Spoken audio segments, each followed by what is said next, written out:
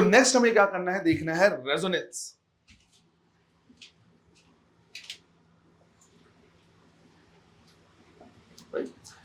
Next हमें क्या करना है, देखना है रेजोनेंस। डेफिनेशन लिखना है,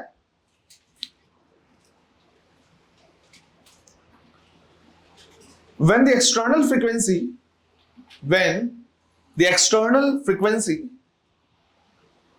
matches with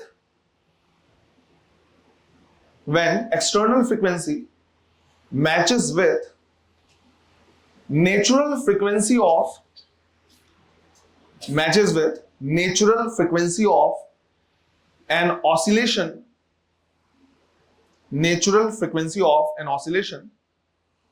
then its amplitude becomes large. Bracket में तुम चाहो तो लिख सकते हो इन आइडियल कंडीशन, है ना, ब्रैकेट में in ideal condition infinity, bracket close. The phenomena is called resonance.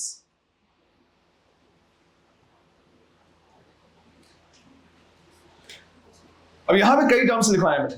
एक लिखवाया है मैंने क्या, नेचुरल फ्रीक्वेंसी, एक लिखा है क्या, एक्सटर्नल फ्रीक्वेंसी, और एक लिखा है कि जो एम्पलीट्यूड हो बहुत ज्यादा हो जाएगा या आइडियल कंडीशन में इनफाइनाइट हो जाएगा। अब इसका मीनिंग क्या है वो हमको क्या करना है, समझना है प्रॉपर तरीके से। रेजोनेंस वो टॉपिक है जो हम करते हैं कहां पे, एसएचएम में, लेकिन एसएचएम में नहीं, मैं यहीं पे क्या कर रहा हूं तुमको समझा रहा हूं, यहीं से हम समझ जाएंगे। और इसका सीधा सीधा रिलेशन है किससे, ऑसिलेशन से। अब एक बिल्कुल नॉर्मल से एग्जांपल लेके हम क्या कर रहे हैं, यहां पे समझने की कोशिश कर रहे हैं। झूला झूला है सबने, झुलाया है, कोई जरूरी है, झूला झुलाना आता है, पक्का ना, हाँ तो फिर समझ जाओगे, कोई दिक्कत नहीं। लेट्स से कि कोई इंसान है जो क्या कर रहा है, झूला झूल रहा है, हमने क्या किया, उसको उठाया यहां तक और यहां से क्या करते हैं, रिलीज कर दिया। ये भी मान रहे हैं कि किसी भी टाइप का कोई एयर रेसिस्टेंस नहीं है और किसी भी टाइप का कोई फ्रिक्शन नहीं है बिटवीन स्ट्रिंग और जहां से वो झूला लटका हुआ है, मतलब एनर्जी का लॉस नहीं हो रहा। तो आइडियली अगर हम उसको यहां तक क्या करते हैं, रिलीज करते हैं यहां तक उठा के, तो वो उतने ही एम्पलीट्यूड में क्या करता रहेगा, झूलता रहेगा। और उसका झूला झूल रहा है तो बार बार ये क्या कर रहा है, एक रिपीटेटिव मोशन है, अपने आप को रिपीट कर रहा है। अगर अपने आप को रिपीट कर रहा है तो उसका खुद का क्या है, एक फ्रीक्वेंसी है। जो फ्रीक्वेंसी झूले की है, जिस फ्रीक्वेंसी से क्या कर रहा है, झूला झूल रहा है, that is known as natural frequency. वो उसकी क्या हो गई, नेचुरल फ्रीक्वेंसी। अब इस पर्टिकुलर केस में वो उतने से झूलता रहेगा, लेकिन हम चाहते हैं कि वो जो है और ऊंचाई तक जाए, तो हमको पीछे से क्या करना पड़ेगा, धक्का देना पड़ेगा। अब जब हम उसको क्या करेंगे, धक्का देंगे, तो ऐसा तो है नहीं कि तुम बाहुबली हो कि एक बार धक्का दिया और बहुत तेजी से झूलने लगे। हमको बार बार उसको क्या करना पड़ेगा, पुश करना पड़ेगा। जब हम बार बार उसको क्या करेंगे, पुश करेंगे, तो ध्यान से देखो, हमारे पुश करने की भी एक फ्रीक्वेंसी है। हम उसको बार बार क्या कर रहे हैं, रिपीटेटिव ऐसे पुश कर रहे हैं। तो बार बार जब उसे क्या कर रहे हैं, धक्का लगा रहे हैं, तो धक्का लगाने की भी क्या है, फ्रीक्वेंसी है। ये हो गया एक्सटर्नल फ्रीक्वेंसी। अब ये दोनों जब मैच करेंगे तभी उसका जो एम्पलीट्यूड होगा वो क्या होगा, बढ़ेगा। कैसे मैच करेंगे, हमको पता है, हम सबने झूला झुलाया है कि जिस टाइम पे वो बिल्कुल एक्सट्रीम पे आएगा और आगे जाने वाला होगा, ठीक उसी टाइम पे हम उसको धक्का देंगे। तो जितना टाइम उसने एक सर्कल कंप्लीट करने में या एक ऑसिलेशन कंप्लीट करने में लिया, उतने ही टाइम में हमने उसको क्या किया, फोर्स लगाया। तो सिंस टाइम पीरियड सेम है, इनका जो फ्रीक्वेंसी होगा वो भी क्या होगा, सेम होगा। तो उसके झूला झूलने की फ्रीक्वेंसी और हमारे धक्का लगाने की फ्रीक्वेंसी दोनों क्या हो रहे हैं, सेम है, दोनों मैच कर रहे हैं। जब मैच कर रहा है तो उसका एम्पलीट्यूड धीरे धीरे क्या होने लगेगा, बढ़ने लगेगा। आइडियल कंडीशन में पूरा एक चक्कर लगा के आ जाएगा, मतलब इनफाइनाइट भी बोल सकते हैं। लेकिन अगर तुमने गड़बड़ किया और दोनों की फ्रीक्वेंसी मैच नहीं कर रही, मतलब वो आया यहीं तक आया और तुम बल्कि धक्का दिए जा रहे हो, ये नहीं देख रहे कि किस फ्रीक्वेंसी से झूला झूल रहा है, तो बेचारा यहीं तक पहुंचा तो तुमने ये धक्का दे दिया, क्या उसका एम्पलीट्यूड अब बढ़ेगा, नहीं, राइट। तुम उसको कंटिन्यूअसली धक्का दे रहे हो, यहीं तक पहुंचा, बिल्कुल एक्सट्रीम तक नहीं पहुंचा, तो तुम धक्का दे रहे हो। तो जब दोनों की फ्रीक्वेंसी मिसमैच होगी तो जो एम्पलीट्यूड होगा वो नहीं बढ़ सकता। तो जब हमारे धक्का देने की फ्रीक्वेंसी झूला झूलने की उसकी खुद की फ्रीक्वेंसी से मैच करेगा, तब जाके क्या होगा, एम्पलीट्यूड। और इस तरह से हम क्या करते हैं, झूला झूलाते हैं, राइट। इस एग्जांपल से हम क्या कर रहे हैं, समझ रहे हैं कि रेजोनेंस होता क्या है। इस फिनोमेना को जब उसकी फ्रीक्वेंसी दे दे रहे, सॉरी एम्पलीट्यूड दे दे क्या होने लगता है, बढ़ने लगता है, इसको बोलते हैं क्या, रेजोनेंस। ये रेजोनेंस मैकेनिकल ऑसिलेशन में तो समझना या इमेजिन करना बहुत आसान होता है, लेकिन जब हम सर्किट की बात करते हैं तो सर्किट में भी ये होता है, बस तुम देख नहीं सकते इसको। तो हमेशा हम क्या करते हैं, इसको इमेजिन करने की कोशिश करते हैं with the help of mechanical oscillation. Clear है ये? तो ऐसे हम क्या कर रहे हैं समझ रहे हैं। ये जो रेजोनेंस है वो हमें एलसीआर सीरीज सर्किट में भी देखने मिलता है। जैसे मान लो हमने क्या किया है, यहां पे एक एलसीआर सीरीज सर्किट ले गया ऐसे, राइट। ये रेसिस्टेंस है, ये कैपेसिटर है और ये क्या है, इंडक्टर है। इसको हमने क्या किया है, एक अल्टरनेटिंग करंट से वो कर दिया, लगा दिया है, और ये है V equal to V naught sine omega t. अब इसमें कितना करंट फ्लो होगा वो इसकी जो करंट हम क्या कर रहे हैं, यूज कर रहे हैं, जो वोल्टेज यूज कर रहे हैं, उसकी फ्रीक्वेंसी पे भी डिपेंड करेगा। कैसे डिपेंड करेगा? अगर मैं यहां पे करंट लिखना चाहूं तो मैं लिखूंगा current is equal to V divide by Z, और मैं चाहता हूं कि इसमें जो करंट फ्लो हो रहा है वो मैक्सिमम, वहां पे एम्पलीट्यूड था, यहां पे क्या है, करंट है। हम चाहते हैं कि जो करंट हो वो क्या हो, मैक्सिमम। करंट के मैक्सिमम होने के लिए Z की वैल्यू क्या होनी चाहिए, मिनिमम होनी चाहिए। तो हम यहां पे सीधा इसको चाहे तो लिख सकते हैं, for I to be maximum, जो Z है वो क्या होना चाहिए, मिनिमम। अब Z मिनिमम मतलब Z की वैल्यू होती क्या है, XL माइनस XC का whole square plus R square का स्क्वायर। अगर मैं Z को मिनिमम करना चाह रहा हूं तो इस पूरे टर्म को मुझे क्या करना पड़ेगा, मिनिमम करना पड़ेगा। अब जो रेसिस्टेंस है उसको तुम जीरो नहीं कर सकते, लेकिन XL माइनस XC का जो डिफरेंस है वो तो जीरो हो सकता है। तुम XL को जीरो मत करो, XC को जीरो मत करो, लेकिन XL माइनस XC का डिफरेंस हम जीरो कर सकते हैं, राइट। हम चाहे तो दोनों को क्या कर सकते हैं, इक्वेट कर सकते हैं। तो हम ये कहेंगे कि भाई Z की वैल्यू मिनिमम होने के लिए XL should be equal to X। तो हम यहां पे लिख रहे हैं, है ना, हम यहां पे लिख रहे हैं for Z to be minimum XL should be equal to XC। अब अगर मैं यहां पे XL को लिखना चाहूं तो मैं ओमेगा लिख सकता हूं, और XC को मैं क्या कर सकता हूं, 1 अपॉन ओमेगा C। इसको इधर ले आया तो omega square is equal to क्या हो जाएगा, 1 अपॉन LC, या फिर ओमेगा की value, right, 1 upon under root LC, ये आएगा। अब इसको हम ऐसे इंटरप्रेट कर रहे हैं, हमने बोला कि जब ये दोनों बराबर होंगे तो ओमेगा किसके बराबर है, 1 अपॉन अंडर रूट LC। मैं इसको उल्टा भी तो बोल सकता हूं, मैं ये बोल सकता हूं कि अगर omega 1 upon under root LC के बराबर हुआ तो XL और XC क्या हो जाएंगे, बराबर। दोनों चीज है। इसको याद करो, हमने सीखा था ना मैग्नेटिक इफेक्ट ऑफ करंट में, कि अगर Fe is equal to Fm हो जाएगा मैग्नेटिक फोर्स के बराबर, तो वेलोसिटी किसकी, E बाई बी के रेशियो के बराबर, या उल्टा, अगर वेलोसिटी E बाई बी के रेशियो के बराबर है तो दोनों में लगने वाला फोर्स क्या होगा, सेम होगा।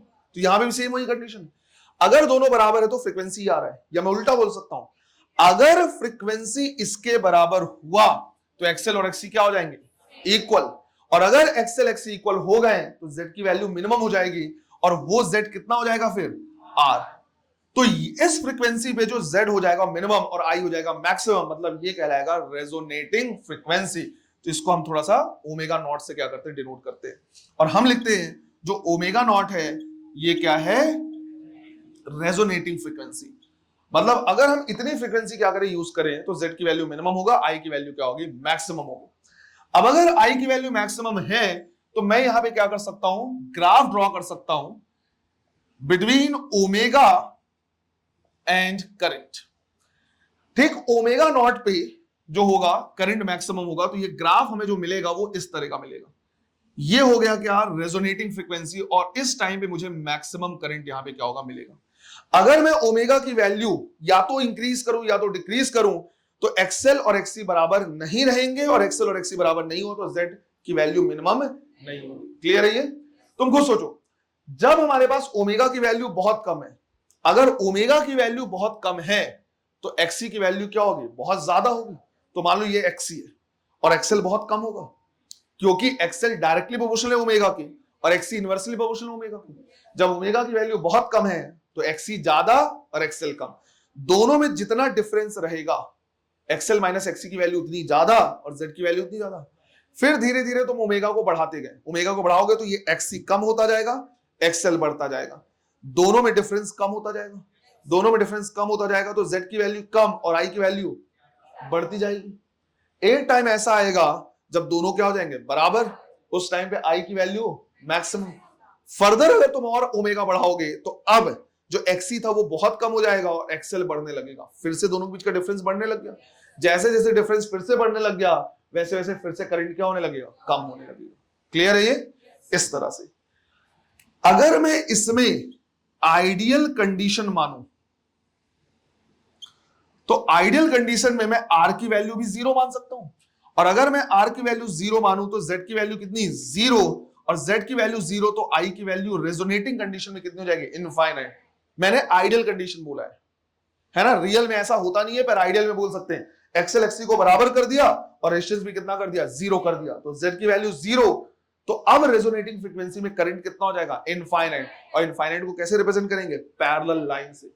तो यही जो ग्राफ हमारे पास रहेगा, राइट, वो ऐसा हो जाएगा। समझ में आ रहा है? ये पैरेलल हो गया और ये हो गया क्या, ओमेगा नॉट। तो रेजोनेटिंग फ्रीक्वेंसी में जो करंट है वो कितना है, इनफाइनाइट। क्लियर है? ऐसे ग्राफ हमको देखने मिलेंगे, है ना। इसको थोड़ा और आगे प्रोसीड करते हैं, पहले यहां तक नोट करो। देखो फिर यहां पे हमें क्या करने हैं, कुछ टर्म्स देखने हैं, जैसे sharpness of resonance, quality factor, bandwidth, ये सब। तो यहां पे हम देख रहे हैं क्या, शार्पनेस ऑफ रेजोनेंस। पहले आराम से समझ लेना, बाद में नोट करना। लेट्स से वही हमने क्या किया, रेजोनेटिंग कंडीशन लिया है, और आइडियल कंडीशन हम नहीं ले रहे हैं क्योंकि आइडियल कंडीशन हमेशा होगा नहीं, राइट। हम यहां पे ले रहे हैं इस तरह का कंडीशन कि ये रेजोनेटिंग फ्रीक्वेंसी है और इसमें हमें यहां पे करंट मिलेगा, ये मिल रहा है आई नॉट। अब अगर आई नॉट है तो √2 टाइम्स कम, मतलब आई आरएमएस भी तो होगा यहां कहीं पे। आई आरएमएस थोड़ा सा क्या होगा, कम होगा। अब आई आरएमएस कम मिलेगा दो बार, एक इस फ्रीक्वेंसी में, लेट्स से इसको हमने बोल दिया ω1, और दूसरी इस फ्रीक्वेंसी में इसको हमने बोल दिया ω2। ध्यान इस चीज का रखना है कि ω1 और ω2 ω0 से इक्वल डिस्टेंस पे रहेगा। फॉर एग्जांपल ये 100 रेडियन पे है तो हो सकता है ये 105 पे हो और ये 95 पे हो, तो इक्वल डिस्टेंस होगा। तो इसको हमने बोल दिया क्या, डेल्टा ओमेगा, और ये भी कितना हो जाएगा, डेल्टा ओमेगा। तो यहां से हम चाहे तो क्या कर सकते हैं, लिख सकते हैं कि भाई ω1 जो है वो हो जाएगा ω0 माइनस डेल्टा ओमेगा, और जो ω2 है वो जाएगा ω0 प्लस डेल्टा ओमेगा। अगर मैं यहां से ω2 माइनस ω1 करूं, राइट, ω2 से ω1 का डिफरेंस कितना है, 2 times of delta omega, 2 times of delta omega. ये जो 2 टाइम्स ऑफ डेल्टा ओमेगा है that is known as bandwidth. इसको टर्म दिया जाता है क्या, बैंडविड्थ। अभी पहले समझ लो पूरा का पूरा, क्या मैं एक्सप्लेन करूंगा कि क्या मीनिंग हुआ नॉर्मल, है ना। नॉर्मल में इसका मीनिंग क्या है वो समझेंगे। तो ये पूरा एक रीजन हो गया जिसको हम बोलते हैं क्या, बैंडविड्थ। ये वो रीजन है जहां पे आई आरएमएस से आई आरएमएस तक का हम डिस्टेंस क्या कर सकते हैं, देख सकते हैं, है ना। जो करंट है वो आई आरएमएस से पीक और पीक से वापस आई आरएमएस तक एक सिग्निफिकेंट अमाउंट ऑफ करंट यहां पे क्या होता है, फ्लो होता है पूरे बैंडविड्थ में। फिर यहां पे हम टर्म लेते हैं क्या, शार्पनेस। तो जब हम शार्पनेस ऑफ रेजोनेंस क्या करते हैं, डिफाइन करते हैं, तो इसको हम डिफाइन करते हैं किससे, ω0 डिवाइड बाय 2 डेल्टा ओमेगा से, राइट। तो फ्रीक्वेंसी उसकी रेजोनेटिंग फ्रीक्वेंसी क्या है और डिवाइड बाय उसका बैंडविड्थ कितना है। जितना ज्यादा बैंडविड्थ होगा हम कहेंगे उसकी शार्पनेस उतनी कम है, और जितना कम बैंडविड्थ होगा शार्पनेस उतनी ज्यादा होगी। तो अगर मैं यहां पे डिनोट करना चाहूं एक less sharp and more sharp graph को, तो मैं कंपेयर करने के लिए इसको मैं क्या कर सकता हूं, ऐसे रिप्रेजेंट कर सकता हूं कि इस तरह का अगर कहीं पे दिया हुआ है तो ये हमारे पास क्या हो जाएगा, एक लेस शार्प हो जाएगा ग्राफ। और इसी को अगर मैं कंपेयर करूं एक ज्यादा शार्प ग्राफ से, तो इसमें जो बैंडविड्थ होगा वो क्या होगा, काफी कम होगा। तो हम इसको क्या कर सकते हैं, ऐसे डिफाइन कर सकते हैं, इस तरह से देख सकते हैं, ऐसे इधर पे ओमेगा है और इधर पे क्या है, करंट। ये हो जाएगा हमारा ω0, ये ω1 और ω2। तो अगर बैंडविड्थ ज्यादा है तो शार्पनेस कम होगी, और बैंडविड्थ कम है तो शार्पनेस ज्यादा होगी। इसी तरह से एक और टर्म यूज किया जाता है, क्वालिटी फैक्टर, जिसको रिप्रेजेंट करते हैं किससे, Q से। क्वालिटी फैक्टर को हम क्या करते हैं, लिखते हैं ω0L डिवाइड बाय R। इसको एक्सेल मत लिख देना क्योंकि एक्सेल ω_L होता है, यहां पे हमने ω0 लिखा, रेजोनेटिंग फ्रीक्वेंसी इनटू L। या फिर बोल सकते हो एक्सेल है सिर्फ और सिर्फ किस टाइम पे, रेजोनेंस के टाइम पे। और फर्दर इसको हम क्या कर सकते हैं, इक्वेट कर सकते हैं शार्पनेस से। बेसिकली शार्पनेस और क्वालिटी फैक्टर एक ही टाइप का टर्म है ना। ज्यादा शार्प है तो क्वालिटी फैक्टर क्या है, ज्यादा है, लेस शार्प है तो क्वालिटी फैक्टर क्या है, कम है। तो इसको हम फर्दर चाहे तो क्या कर सकते, लिख सकते हैं, क्या इसे ओमेगा नॉट एल को वो कर सकते हैं omega not divide by 2 delta omega से, या फिर अगर हम चाहे तो एल को रिप्लेस कर सकते हैं सी से, और एल को रिप्लेस कैसे कर सकते हैं सी से, हमारे पास एक फॉर्मूला है omega naught is equal to 1 upon under root L C, तो omega naught is equal to ऐसे लिख सकते हैं और एल इधर ला सकते हैं। तो जब हम इसको रिप्लेस करते हैं तो सेम यही फॉर्मूला हमें ऐसे भी मिल जाता है, omega not divide by 2 delta omega is equal to 1 upon omega not C multiplied by R, ऐसे भी मिलता है। अब ध्यान इस बात का रखना है कि ये फॉर्मूले हमारे लिए क्या है, काफी इंपॉर्टेंट है। कैसे इंपॉर्टेंट है, वो कभी कभी क्या करेगा तुमको, ओमेगा नॉट मतलब रेजोनेटिंग फ्रीक्वेंसी दे देगा, ठीक है, आर और एल की वैल्यू दे देगा, बोलेगा ओमेगा 1 और ओमेगा 2 निकालो, मतलब किस किस फ्रीक्वेंसी पे आरएमएस वैल्यू मिलेगा। तो यहां से तुमको वैल्यू फाइंड करना पड़ेगा किसका, डेल्टा ओमेगा का, है ना। अगर ओमेगा नॉट एल आर सब दिया है तो क्या निकाल सकते हो, डेल्टा ओमेगा। और एक बार अगर डेल्टा ओमेगा आ जाएगा तो यहां से तुम क्या कर सकते हो, निकाल सकते हो omega naught minus delta omega और प्लस ओमेगा करके ओमेगा 1 और ओमेगा 2। जनरली इस तरह के क्वेश्चंस आते हैं। तो ये जो फॉर्मूले है वो क्या करना है, ध्यान रखना है। अब आते हैं कि ठीक है, ये तो हमने क्या कर लिया, पढ़ लिया, लेकिन बैंडविड्थ का मतलब क्या हुआ, शार्पनेस का मतलब क्या हुआ, वो समझते हैं। तो एलसीआर सीरीज सर्किट या फिर जो रेजोनेंस है वो हमारे सर्किट में भी क्या होते हैं, मिलते हैं। और इसका एक बहुत बढ़िया एग्जांपल है हमारा रेडियो या पुराने जमाने का टेलीविजन, जो पुराने टेलीविजन थे। रेडियो यूज किया है तुमने, ये वाला रेडियो, डिजिटल वाला नहीं, वो पुराने जमाने वाला जिसमें वो नॉब लगा होता था, यूज किया या नहीं किया? कितने लोगों ने नहीं किया रेडियो यूज कभी भी ट्यून करने के लिए? ये अंग्रेज, रेडियो कभी यूज नहीं किया तुमने, वो नॉब वाले घुमा के कभी वो ट्यूनिंग नहीं की कभी उस तरह से? बाकी सबने यूज किया पक्का, ठीक है। तो तुमने वो देखा होगा कि ऊपर में जो पुराने रेडियो होते थे, ऊपर में इस तरह का एक डिस्प्ले होता था। इस डिस्प्ले में और कुछ नहीं बल्कि क्या होते हैं, इस तरह की फ्रीक्वेंसीज लिखी होती है ना। और ऊपर में एक इस तरह से रेड या ब्लू कलर का एक ऐसा बैंड होता है, जब तुम क्या करते हो, नॉब को घुमाते हो तो ये क्या करता है, शिफ्ट होता है, और ये जिस फ्रीक्वेंसी के ऊपर होता है, जो हमारा रेडियो होता है, वही फ्रीक्वेंसी जनरेट कर रहा होता है। अब बहुत लोगों को ये नहीं पता होता, लेकिन रेडियो के अंदर भी एक सीरीज सर्किट होता है, एलसीआर सीरीज सर्किट होता है। और जब हम नॉब को घुमाते हैं तो जो कैपेसिटर होता है, कैपेसिटर के प्लेट के बीच का डिस्टेंस क्या होता है, चेंज होता है।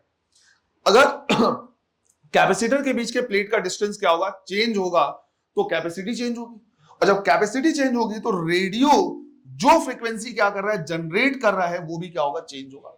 तो कैपेसिटी के चेंज होने से जो रेडियो की फ्रीक्वेंसी है, जो रेडियो रेजोनेटिंग फ्रीक्वेंसी क्या कर रहा है, जनरेट कर रहा है, वो भी क्या होगा, चेंज होगा। जब तुम्हारे रेडियो जो फ्रीक्वेंसी क्या कर रहा है, जनरेट कर रहा है, वो एक्सटर्नल फ्रीक्वेंसी मतलब जो स्टेशन की फ्रीक्वेंसी है उससे मैच करता है, तो रेडियो के अंदर में जो करंट होता है वो बहुत तेजी से फ्लो होता है। जो सिग्नल होते हैं वो वोल्टेज और करंट के फॉर्म में होता है। जब करंट तेजी से फ्लो होता है तो सिग्नल अच्छा कैच कर रहा होता है, और वो हमें वो क्या करता है, इलेक्ट्रिकल सिग्नल को कन्वर्ट करता है किसमें, नॉइज में, सॉरी नॉइज कह रहा हूं, वॉइस में या साउंड में, और वही हमें क्या होता है, सुनाई देता है। तो जिस प्रोसेस को हम ट्यूनिंग कहते हैं, कि हम क्या कर रहे हैं, नॉब को घुमा रहे हैं, तो नॉब को घुमाने से हमारे रेडियो की जो नेचुरल फ्रीक्वेंसी वो क्या होती रहती है, बदलती रहती है, बिकॉज कैपेसिटी बदल रही है। और जब ये फ्रीक्वेंसी मैच करता है किससे, एक्सटर्नल फ्रीक्वेंसी से, तो सर्किट में करंट क्या होता है, बहुत तेजी से फ्लो होता है, रेजोनेटिंग कंडीशन हो जाता है, और हमें आवाज क्लियर सुनाई देता है। लेट्स से कि एक स्टेशन है जो 102.6 हर्ट्ज की एक फ्रीक्वेंसी है, जिसमें वो क्या कर रहा है, सिग्नल रिले कर रहा है। लेकिन मुझे नहीं पता कि ये कोई स्टेशन है, मुझे नहीं पता। अब अगर मुझे नहीं पता तो जनरली हम कैसे ट्यून करते थे, पहले नॉब को पूरा एक साइड रख देते थे, फिर धीरे धीरे धीरे धीरे हम क्या कर रहे हैं, घुमाना शुरू करते हैं। अगर वो सिग्नल कैच नहीं कर रहा है या ट्यून नहीं हुआ है, या फिजिक्स के लैंग्वेज में रेडियो की फ्रीक्वेंसी सिग्नल की फ्रीक्वेंसी या स्टेशन की फ्रीक्वेंसी से मैच नहीं कर रहा है, तो हमें आवाज सही सुनाई नहीं देती, राइट, घरघराहट होती है। लेकिन घुमाते घुमाते घुमाते घुमाते तुमने देखा होगा कि जैसे हम क्या करते हैं, किसी सिग्नल के आसपास होते हैं, कुछ आवाज सुनाई देना शुरू होता है। जब हम सिग्नल के आसपास होते हैं तो और कुछ नहीं बल्कि हम यहां तक क्या कर गए, पहुंच गए, ओमेगा 1 तक पहुंच गए, मतलब उसमें आरएमएस करंट तक तो हम क्या कर गए, पहुंच गए, मतलब ठीक ठाक करंट फ्लो होने लगा। तो जैसे हम बैंडविड्थ के अंदर क्या करते हैं, पहुंचते हैं, हमें आवाज सुनाई देना शुरू हो जाता है। तो फॉर एग्जांपल जैसे मान लो 102.4 तक पहुंचे, आवाज सुनाई देना शुरू हो गया, पर उतना क्लियर नहीं है। फिर धीरे धीरे के 102.5, फिर थोड़ा सा आवाज और क्लियर हुआ, 102.6 आवाज बेटर हो गया, फिर हमने थोड़ा और आगे बढ़ाया 102.7, थोड़ा आवाज कम हुआ, 0.8 तक पहुंचे, थोड़ा और कम हुआ, 0.9 पहुंचे, चला गया। तो हम कहेंगे कि 102.4 से 102.8 तक का उसका क्या हो गया, बैंडविड्थ हो गया, जिसमें आवाज सुनाई दे रहा है। तो बैंडविड्थ इसका कितने का हो गया, 102.4 से 0.8 तक, मतलब 0.4 हर्ट्ज का। क्लियर है?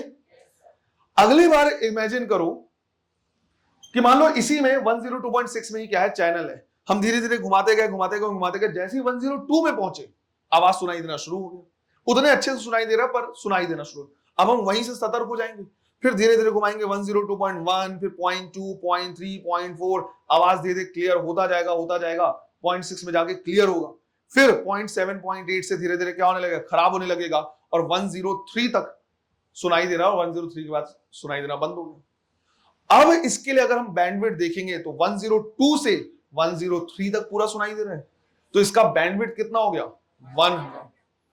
बैंडविड्थ अगर इसका ज्यादा है तो बोलेंगे कि सेकंड केस में इसकी शार्पनेस क्या है, कम है।